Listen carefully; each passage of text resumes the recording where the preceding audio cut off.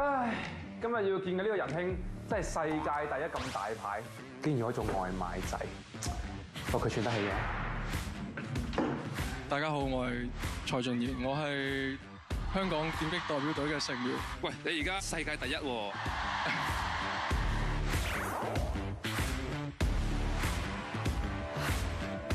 喂，叔叔，外賣都幫你帶埋過嚟啊！不過以我對你嘅了解咧，食嘢同食糊咧，你會揀食糊，兩樣唔得咩？兩樣都食唔得咩？淨係可以揀一樣咁樣啊！食女啊！哇！食女啫，哦 OK，食你啊，食你出倉。OK，你 OK，我 OK 啊，好啊。Anson 都係你 best friend，係，咁我咧？你係 best buddy，兄弟。咁都識你一段時間啦，一直都見證住你喺劍擊呢條路上嘅努力啦。咁終於可以成為世一啦。咁中間點樣克服呢個心情？加拿大有一個比賽，咁我諗我近呢3年都冇試過入唔到64強。呢一年咧就試咗2次。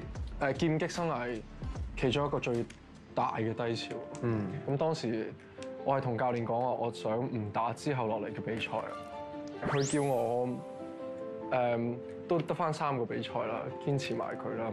咁點知最後嗰3個比賽都贏咗，所以我覺得我係好衷心感謝我教練，願意陪伴我，願意聆聽我，願意照顧我嘅感受，令到我可以繼續打比賽。哇！好多時咧，一個人去到最低點咧，就會反彈，喜極泰來。識唔識啊？識。